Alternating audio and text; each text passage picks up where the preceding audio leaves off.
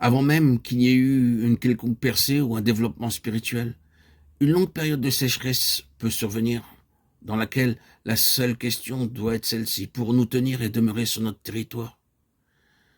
Satan déclare: si je peux y contribuer, il n'en sera pas ainsi. Vous serez chassés de votre position si je peux intervenir. Ce qui est contesté, c'est que le Seigneur du ciel puisse s'implanter sur la terre, au milieu des nations. Israël avait été mis à part pour ce dessein. L'Église est aussi formée pour cela. Une personne toute seule ne peut le réaliser, c'est une affaire corporative. C'est 2 ou 3 plus. Il y en a, et mieux c'est, pourvu qu'il y ait ce facteur de l'unité, un seul œil. Si d'autres motivations et des intérêts personnels se manifestent, ils détruiront tout. Combattez-vous seul dans cette bataille? Vous avez besoin de coopération, d'un appui corporatif pour vous aider dans le combat afin de tenir votre position. Prenez garde, l'ennemi vous détournera s'il le peut. Prêchez si vous le pouvez, mais si vous ne le pouvez pas, cela ne signifie pas pour autant que vous devez abandonner la place, jusqu'à ce que le Seigneur vous dise: je ne peux plus rien faire ici. Vous devez tenir ferme. Ne connaissons-nous pas les terribles pressions de l'ennemi pour nous détourner?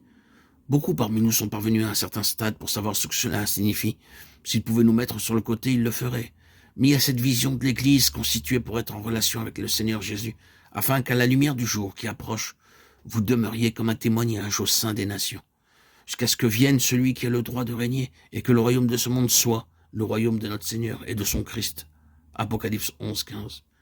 Un pied à terre, un autel dressé, témoignant que ceci appartient au Seigneur, que les droits du Seigneur sont ici. Il en a effectué le rachat. Cependant, vous verrez toutes sortes de contestations, toutes sortes d'assauts lancés par l'ennemi pour prouver que le Seigneur n'a rien ici, qu'il n'a pas de marchepied et que vous feriez mieux de partir. C'est vous l'importance d'avoir la vision. Vous pouvez agir à cause d'un moment d'exaltation, mais cela ne durera pas. Il en sera de même si vous le faites sur la base de la vision de quelqu'un d'autre. Cela ne vous permettra pas de parvenir au but. Vous devez être comme cet homme Paul et tous ceux qui ont enduré, comme voyant celui qui est invisible. Parce qu'ils l'ont vu, ils sont demeurés continuellement au bénéfice de cette vision et la lumière est allée toujours grandissante. Si tout cela est simple et élémentaire, c'est néanmoins fondamental. Avez-vous saisi que la vision du plein dessein de Dieu à l'égard de son Fils révélé dans vos cœurs au commencement, mais croissant en clarté et en plénitude, c'est le fondement de votre vocation? J'ai cette confiance que rien de ce qui a été dit ne pourra affecter votre désir ni votre dévouement à l'égard de la simplicité dans le témoignage ou de l'annonce du salut. Mais souvenez-vous de cela. Pour parvenir à la plénitude, vous devez voir beaucoup plus que tout cela. Vous irez aussi loin que le permettra votre vision. C'est pourquoi nous avons tous besoin de la prière de Paul, afin que Dieu vous donne un esprit de sagesse et de révélation dans sa connaissance, en ayant les yeux de vos cœurs illuminés, afin que vous connaissiez quelle est l'espérance de son appel, quelle est la richesse de son héritage dans les saints, et quelle est l'infinie grandeur de sa puissance envers nous qui croyons. Éphésiens 1, 17, 19. C'est cela la vision. Et alors, comme cela est écrit dans Ésaïe 25, 7, sur cette montagne, il détruit, littéralement engloutit, le voile qui voile tous les peuples, la couverture qui est étendue sur toutes les nations. Que signifie cette montagne? De quelle montagne s'agit-il? C'est Sion. Mais cette montagne littérale, le mont Sion, ce promontoire rocheux à Jérusalem, a-t-il été l'instrument pour ôter le voile qui est sur toutes les faces? Bien sûr que non. Qu'est donc Sion? Dans son interprétation spirituelle, Sion représente ce peuple qui vit véritablement la complète souveraineté du Seigneur. Il est dit, dans le contexte immédiat, il a anéanti la mort pour toujours. C'est par son triomphe, le triomphe de sa croix, de sa résurrection, qu'il vient à nous. Vous êtes approchés de la montagne de Sion, Hébreux 12, 22.